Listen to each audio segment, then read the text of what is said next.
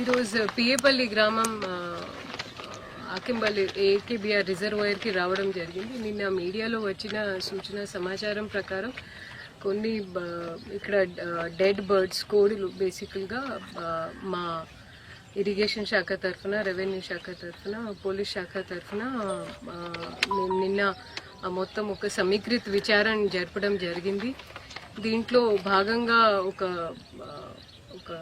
9 kilometre దూరం ఉన్న నివాసిస్తులు తన కావాలని అక్కడ ఒక 40-45 కోడుల్ని ఇక్కడ లింక్ కెనాల్ ఆల్మోస్ట్ ఇక్కడ నుంచి 8-9 కిలోమీటర్స్ దూరం ఉన్న కెనాల్ను కావాలని విసిరేయడం జరిగింది. తన మీద కూడా ఏఎస్పీ గారు వెంటనే చొరవ చూపెట్టి రిమాండ్కి కూడా పంపడం జరిగింది. ఎఫ్ఐఆర్ కూడా నమోదైంది. మేము కూడా తహసీల్దార్ యాజ్ మెజిస్ట్రేట్గా 133 కింద పబ్లిక్ న్యూసెన్స్ సెక్షన్ కింద మేము కూడా చట్టం పరంగా చర్యలు తీసుకుంటూ ఉన్నాము. దీంట్లో మీడియాతో మేము కోరేది ఏంటంటే ఎవరు కూడా అపోహాలకి గురి అవ్వాల్సిన అవసరం లేదండి. యాక్చువల్గా ఈ విషయం మొన్న రాత్రి మా దృష్టికి రాగానే మేము ఇక్కడ ఒక మల్టీ డిసిప్లినరీ టీం ఏర్పాటు చేయడం జరిగింది. ఇరిగేషన్, పోలీస్, రెవెన్యూ, తర్వాత వెటర్నరీ, జలమండలి హైదరాబాద్ మెట్రోపాలిటన్ బోర్డు తరఫున కూడా వాళ్ళు నిన్నటి నుంచి ఇక్కడ ఒక ప్రత్యేక టీంని కేటాయించడం జరిగింది. దాంతోపాటు ఒక థర్డ్ పార్టీ అసెస్మెంట్ మా డిపార్ట్మెంట్ పరంగా ఉన్న క్వాలిటీ అసెస్మెంట్ టీంతో పాటు ఒక స్వతంత్ర థర్డ్ పార్టీ టీం ల్యూసిడ్ అనేది కంపెనీకి కూడా ఇక్కడ నుంచి నిన్న శాంపిల్స్ పంపడం జరిగింది. అది ఈరోజు మాకు 2 PM వరకు ఆ రిపోర్ట్ కూడా వస్తూ ఉంది. ఇప్పటి వరకు ఒక ప్రాథమిక విచారణ చేస్తే మా వెటర్నరీ వాళ్ళు డెడ్ బాడీస్ టిష్యూస్ని ఎందుకంటే అంత ఫోర్ షోర్కి వచ్చినాయి కినారాకి మొత్తం తీసుకొని 40-45 శాంపిల్స్ని మేము ఇక్కడ నుంచి ఏడీఏ నల్గొండకి పంపడం జరుగుతుంది.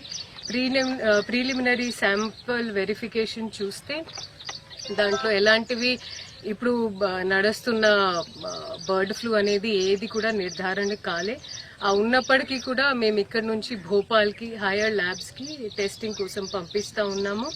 ఇంకా నెక్స్ట్ 10-14 రోజు కూడా మేము రెగ్యులర్గా మానిటరింగ్ చేస్తాము. ఇప్పుడు జలమండలి బోర్డు తరఫున డ్రోన్ సర్వే కూడా నిన్న నిర్వహించడం జరిగింది.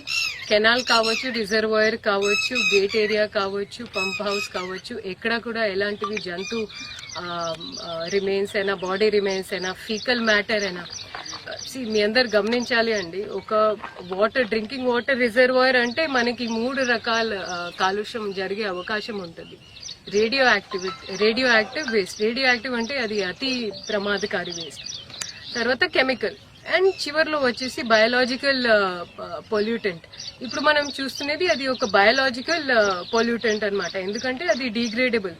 అండ్ మన అదృష్టం ఏంటంటే ఆ లింక్ కెనాల్ నుంచి డైరెక్ట్ గా ఇది పెద్ద ప్రవాహక ప్రాంతం లేదు కాబట్టి సైడ్ గా ఫోర్ షోర్ కి అంత డెడ్ వేస్ట్ వచ్చింది. కాబట్టి నిన్ననే మా డిఈ గారు, ఆర్డీఓ గారు, పోలీస్ వీళ్ళంతా చొరవ చూపెట్టి దాన్ని సైడ్ గా తీసుకొని అంతా శాంపిల్ ని కలెక్ట్ చేయడం జరిగింది.